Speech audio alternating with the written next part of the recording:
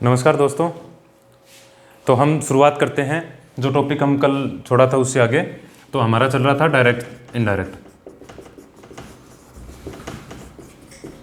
Direct indirect जैसे पढ़ रहे थे अपने, तो उसमें ये सब्जेक्ट होता है जो हमने कल पढ़ा था, उससे आगे लेके चलते हैं। ये आरवी और ये ऑब्जेक्ट जो ऑप्शनल होता है। फिर यहाँ पे फिर सब्जेक्ट आता है इसका, जिसको अपने प्रोनाउन नाम दिया था। फिर उसके बाद वर्ब जो अपने को टेंस शो करती है। फिर उसके बाद ऑब्जेक्ट और उसके बाद एडवर्ब। तो जो चेंजेज होते हैं उनको देखते हैं अपने। कल हमने पढ़ा था जो जैसे मैक्सिमम 5 चेंजेज होते हैं इसमें, 2, 3, 4 और 5। ठीक है। तो मैक्सिमम जो 5 चेंजेज होते हैं। अब इसमें कल हमने पढ़ लिया था आरवी चेंज, कनेक्टिव कैसे ऐड होते हैं, प्रोनाउन चेंज। नेक्स्ट जो पढ़ते हैं अपने वर्ब चेंज। तो वर्ब चेंज, वर्ब यानी ये रहता है आपके आरएस का पार्ट जो होता है ना उसका। ठीक है। अब वर्ब चेंज कब होगा? जब अपने पास, जैसा हम पढ़ के आए हैं पहले, आरवी का टेंस जो होगा, आरवी का टेंस पास्ट होगा, तब अपने आरएस के सेंटेंस की वर्ब चेंज करते हैं। ठीक है। तो इसमें होने वाले चेंजेस देखते हैं अपने। मीन्स ये कहा जाता है जब इसका ये पास्ट होगा, पास्ट टेंस होगा, तब ये इफेक्ट करता है, यहाँ पे वर्ब चेंज होती है। तो जैसे अपने डायरेक्ट से इनडायरेक्ट बनाएंगे, तो सबसे पहले आरवी चेंज, फिर कनेक्टिव ऐड करेंगे, फिर प्रोनाउन चेंज, फिर उसके बाद वर्ब चेंज। तो ये 4th कैटेगरी में आता है, 4th नंबर पे आता है। ठीक है। तो देखते हैं अपने, जैसे ये हो गया डायरेक्ट और ये हो गया इनडायरेक्ट। ठीक है। तो इसमें जैसे वर्ब का फर्स्ट या वर्ब का first plus S, E S, I S अगर होता है तो वर्ब के सेकंड में चेंज करते हैं। अगर यहाँ पर जैसे सारी की सारी जानकारी जो प्रेजेंट सिंपल की होती है वो पास्ट सिंपल में चली जाती है, या फिर डू या डज के बाद वर्ब का फर्स्ट होता है तो ये भी वर्ब का सेकंड हो जाता है। लेकिन अगर यहाँ पे ये होता है ना do does plus note plus verb का फर्स्ट, तो यहाँ पे होता है did plus note plus verb का फर्स्ट। ठीक है। तो इसके लिए अपने याद रखेंगे, जैसे डू, डज, डिड, इनका प्रयोग साधारण, नकारात्मक और प्रश्नवाचक इन वाक्यों में देखते हैं।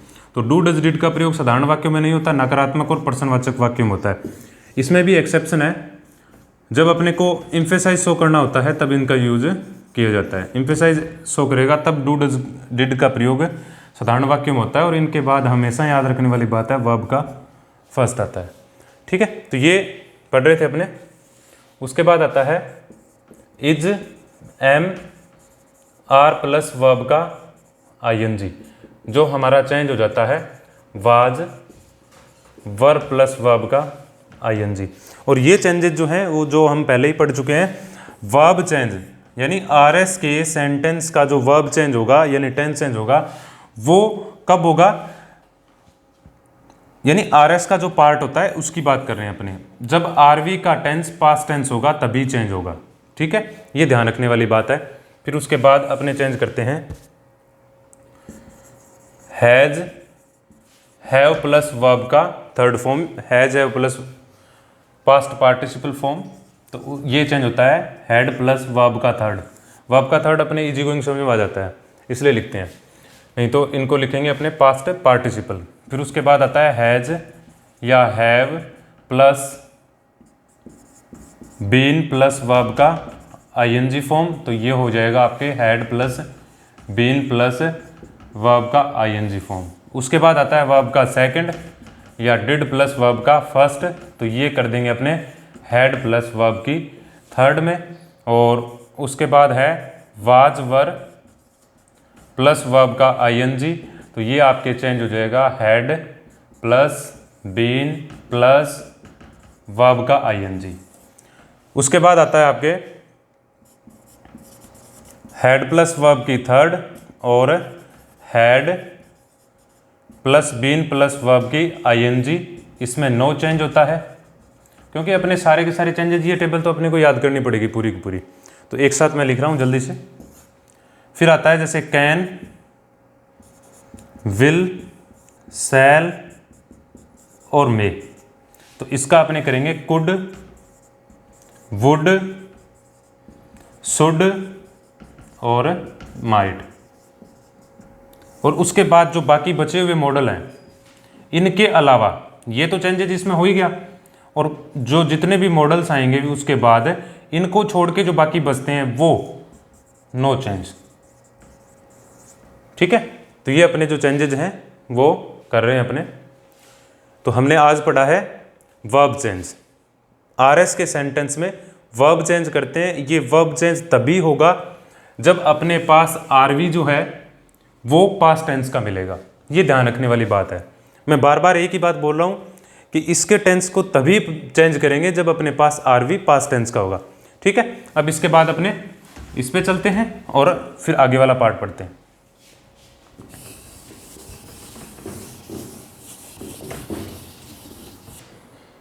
हाँ तो स्टूडेंट्स, अब अपने पढ़ते हैं एडवर्ब चेंज। एडवर्ब चेंज में देखते हैं अपने डायरेक्ट और दूसरा हो गया इनडायरेक्ट। तो सबसे पहले जैसे डिटरमिनर चेंज होता है, इसमें एडवर्ब में ही दो पार्ट बने हुए हैं। एडवर्ब चेंज जो करते हैं ना, उसमें एक तो डिटरमिनर वाला पार्ट हो गया। डिटरमिनर यानी दिस, दैट, दीज, दोज। और उसके बाद अपने जो adverb of place, adverb of place और टाइम, बेसिकली यही चेंजेज आते हैं अब ज़्यादातर एग्जाम्स में। ठीक है, तो जैसे अपने देखें दिस का, दैट, दीज का, दोज। ठीक है, अब ये तो डिटरमिनर होता है। अब बात करें अपने जैसे प्लेस की, टाइम की, तो जैसे हो गया हेयर का, देयर, नाउ का, देन। फिर उसके बाद जैसे अपने बोलते हैं कम का, गाओ। फिर हैंड्स, थैंक्स यानी यहाँ वहाँ, और हीथर, टीथर। ठीक है, ये या वे, इस प्रकार से बोलते हैं इसको। फिर उसके बाद आता है जैसे today, that day, tonight, that night. ठीक है, उसके बाद अपने आगे पढ़ते हैं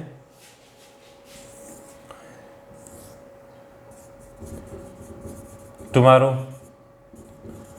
द नेक्स्ट या फॉलोइंग डे।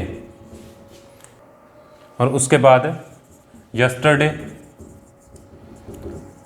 द लास्ट या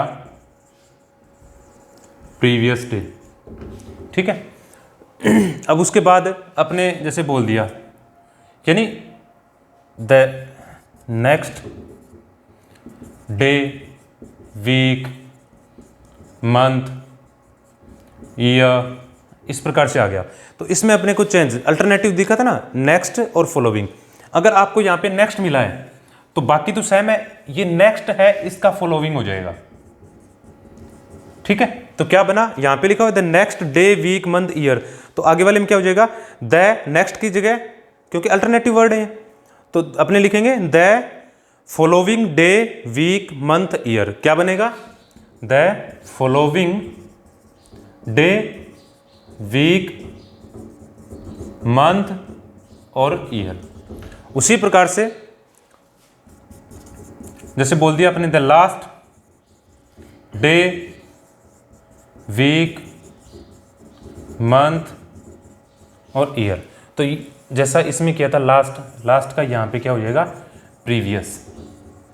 ठीक है, तो ये बनेगा the previous day, week, month, year. इस प्रकार से अपने चेंज कर देंगे। और इसी में एक और आता है भाई, देखो इसमें इसी में आता है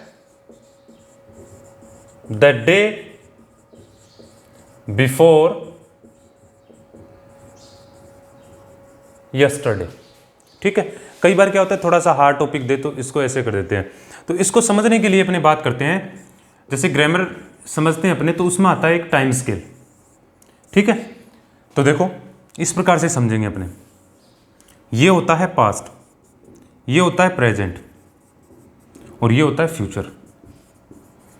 ये स्पीकिंग पॉइंट होता है। अब टाइम स्केल की बात करें, प्रेजेंट है वो चलता रहता है। जैसे इसमें बात करें अपने जो पढ़ रहे हैं ना, तो जैसे यहाँ पे नाउ का अब टेंस चेंज होता है तो वैसे भी चेंज होता है, तो यहाँ पे क्या हो गया देन। अब यहाँ पे क्या है टुडे, यहाँ पे क्या है यस्टरडे, यहाँ पे टुमारो। इस प्रकार से तो ये एडवर्ब है वो इसी प्रकार से पढ़ी जाती है। लेकिन हम पढ़ रहे हैं क्या द डे बिफोर यस्टरडे, तो यहाँ पे क्या है प्रेजेंट, ये प्रेजेंट टेंस होता है और ये हमेशा डायनेमिक होता है, इधर फ्यूचर की ओर चलता जाता है। ठीक है, अब देखो जैसे अगर बात करें कि जो मैंने चित्र बनाया था ये भी तो पास्ट है, जो चित्र मैंने अभी थोड़ी देर पहले बनाया है वो पास्ट है। ठीक है, पास्ट में बनाया था मैंने, नहीं कि प्रेजेंट। प्रेजेंट में जो मैंने अभी थोड़ी देर पहले बात बोली है वो भी क्या है पास्ट हो गया। ठीक है, प्रेजेंट है वो डायनेमिक है, यानी कंटिन्यूअस चलता रहता है। अब देखो इसको समझते हैं अपने, ये हो गया टुडे, बात करें अपने द डे बिफोर यस्टरडे, और यहां पे हो गया ये हो गया यस्टरडे। ठीक है, अब देखो वहां पे क्या कह रहा है the day before yesterday, before यानी पहले, यस्टरडे तो ये तो आज है, ये यस्टरडे था, यस्टरडे से पहले वाला दिन। तो देखो एक ये हो गया और दूसरा ये, तो सिंपली क्या बोलेंगे कितने दिन हो गए अपने पास से दो, एक दो। ठीक है, टू, अब टू क्या थे दिन थे। अब यहां पे क्या है कोई भी नाउन होती है उससे पहले न्यूमरल्स लिखते हैं अपने, तो न्यूमरल्स जो आते हैं जो संख्यावाची शब्द होते हैं, वन के बाद सिंगुलर नाउन, लेकिन टू के बाद जितने भी लास्ट लेके जाएंगे अपने ये कोऑर्डिनल्स होते हैं, और कोऑर्डिनल्स के बाद जो नाउन आती है वन को छोड़ के बाकी सारे के सारे आते हैं, उसके बाद प्लूरल नाउन आ जाती है। अब देखो यहां पे क्या है पहले का है, तो पहले के लिए अपने अगाउ का प्रयोग करते हैं, तो यहां पे हो जाएगा 2 days अगाउ। ठीक है, या 2 days बिफोर भी कर सकते हो आप। उसके बाद अपने आगे लिखा द डे आफ्टर टुमारो। ठीक है, तो वही बात आगे, ये आपका हो गया टुमारो। ठीक है, और उसके बाद एक ये और ये पहला ये दूसरा, तो ये इसका तो जिक्र अपने कर रहे हैं the day after tomorrow, tomorrow के बाद वाला दिन, तो एक दिन ये और ये, तो यहां पे क्या हो जाएगा अपने पास से 2 days आफ्टर। ठीक है, तो आज हमने जो चेंजेस पढ़े थे वो सारे चेंजेस अपने पढ़ लिए हैं, मैक्सिमम बदलाव क्या होते हैं। इसके बाद एक छोटी सी जो डायग्राम है उसके अकॉर्डिंग मैं एक और बताता हूं, पूरी बात उसमें पूरा क्लियर हो जाएगा अपने। ठीक है, हाँ तो स्टूडेंट्स फिर आगे देखते हैं अपने जो चेंजेस हैं वो कितने होते हैं मैक्सिमम, सबका एक साथ ही जैसे बना देते हैं अपने, एक टेबल में ही पूरा कंप्लीट हो जाएगा, क्योंकि जो चेंजेस हैं वो सारा का सारा सीरियल नंबर, फिर उसके बाद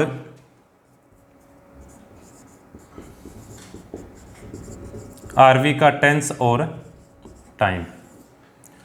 ठीक है, आरएस में होने वाले चेंजेस। अब देखो जैसा हमने पढ़ा था आरएस में जो चेंजेज होता है वो एक होता है प्रोनाउन चेंज, एक होता है टेंस चेंज और एक होता है एडवर्ब चेंज। अगर जो हमने पीछे जो बातें पढ़ी है अगर वो पूरी पढ़ने के बाद अपने देखें तो इसमें पूरी बातें क्लियर हो रही हैं अपने।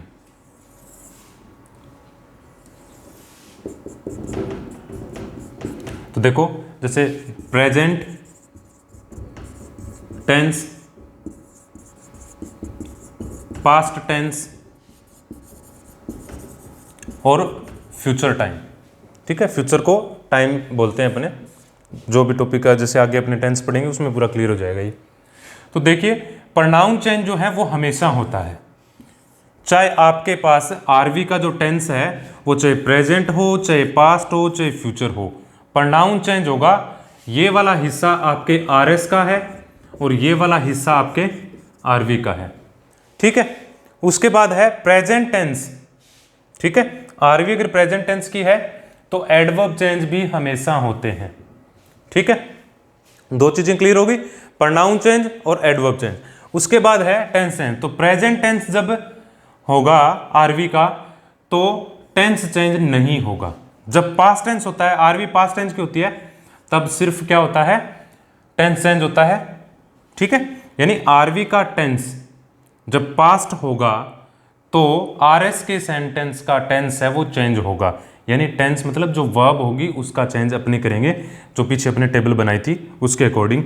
अगर फ्यूचर टाइम होता है तो भी इसमें, यानी आरवी फ्यूचर टाइम की होगी तो भी आरएस के सेंटेंस का जो टेंस है वो नहीं बदलेगा, ये बात ध्यान रखनी है, ठीक है। अब कई बार क्या होता है, इसमें एक एक्सेप्शन आता है। एक्सेप्शन का मतलब होता है अपवाद, ठीक है। अब अपवाद की बात करें, यानी अपने पास आरवी पास्ट की होती है, ठीक है, आरवी वाले पार्ट में, और आरएस का टेंस है वो चेंज नहीं होता। कब नहीं होता, जब आरएस के सेंटेंसेस में, जैसा हमने पहले भी पढ़ा था, जिसमें क्या हो, यूनिवर्सल ट्रूथ हो, हैबिचुअल फैक्ट हो, ठीक है, मैथमेटिकल फैक्ट हो,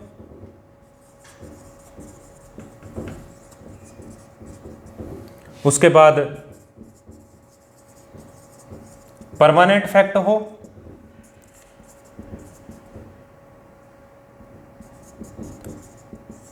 साइंटिफिक फैक्ट हो। इस प्रकार की जो बातें होती हैं, अगर ये हैं, जैसे इसमें अपने हिस्टोरिकल जो फैक्ट होता है उसके लिए भी बोलते हैं, ठीक है। तो इसका मैं एग्जाम्पल के साथ बताता हूं आपको।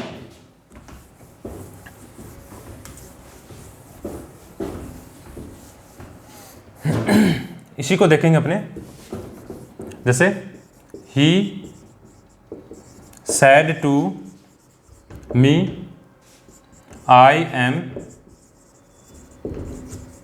रीडिंग, ठीक है। तो यहां पे ही का ही आ गया, सैड टू, जब टू आएगा तभी चेंज होगा। अब देखो यहां पे अपने पास वाक्य जो है वो साधारण है। अब साधारण वाक्य है तो आरवी, यानी ये इस वाक्य का जो प्रकार है वो आरवी को इफेक्ट करता है। अगर साधारण वाक्य है तो सैड के नीचे फिर जो टेबल थी उसके अकॉर्डिंग टोल्ड आता है, टोल्ड करेंगे क्योंकि साधारण वाक्य है, ही टोल्ड मी। अब देखो ये वाक्य साधारण है तो यहाँ पे कोमा हटेगी, यानी ये पहला चेंज था, दूसरा चेंज ये है, कोमा हटेगी, कोमा हटते ही अपने कनेक्टिव लगाएंगे, साधारण वाक्य है तो कनेक्टिव दैट लगता है। फिर उसके बाद है प्रोनाउन चेंज। तो प्रोनाउन में आई, जैसा हमने पढ़ा था, 3 होते हैं प्रोनाउन जो है उसके 3 पर्सन होते हैं, first, second, third. First person अगर है तो सब्जेक्ट के अनुसार, सेकंड पर्सन है तो ऑब्जेक्ट के अनुसार, और तीसरे के लिए तो बेचारे के लिए स्थान ही नहीं है, तो थर्ड में कोई चेंज नहीं होता। अब कुछ एक जो स्टूडेंट्स हैं वो ऐसे पढ़ते हैं, SON/1 2 3। अब देखो SON वाला पार्ट किसका होता है, आरवी का, 1 2 3 वाला पार्ट किसका होता है, आरएस का। तो वही बात ये है, ठीक है। अब यहाँ पे first stands for first person, ठीक है। अब फर्स्ट पर्सन क्या होता है, आई और we, second person you, third person he she it they. अब एस स्टैंड्स फॉर सब्जेक्ट, वही बात आ रही है, सब्जेक्ट है ये। ओ स्टैंड्स फॉर ऑब्जेक्ट, और एन मीन्स नो चेंज, ठीक है। तो यहाँ पे आई है, फर्स्ट पर्सन में आता है आई, फर्स्ट पर्सन में आता है आई, आई सब्जेक्ट के अनुसार तो क्या हो जाएगा, ये ही हो जाएगा। अब ये इसकी वर्ब है, ठीक है। तो इसका टेंस बदलेगा या नहीं बदलेगा, ये अपनी आरवी बताएगी। अब आरवी का टेंस टेल, टोल्ड, टोल्ड, तो ये सेकंड फॉर्म है, सेकंड फॉर्म है तो हमने जो टेबल में पढ़ा था पास्ट है, पास्ट है तो ये चेंज हो जाएगी। अब इजएमआर जो हो, इजएमआर प्लस वर्ब का आईएनजी है वो वाज वर्ब में बदलता है, तो ही के साथ क्या आएगा, वाज रीडिंग, ठीक है। अब इसी प्रकार से ये तो हो गया सामान्य, क्यों, क्योंकि अपने देखा कि आरवी जो अपने वो पास्ट टेंस की है, इसलिए इसका जो टेंस है वो चेंज हो गया। लेकिन आरवी पास्ट टेंस होते हुए भी इसका टेंस नहीं बदलता, वो देखते हैं।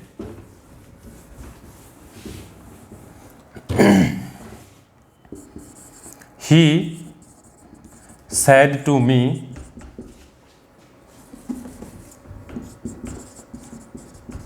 the sun rises in the east। ठीक है, यूनिवर्सल ट्रूथ है इसमें। ही का ही, सैड टू, टोल्ड, क्योंकि ये वाला वाक्य कैसा है, साधारण।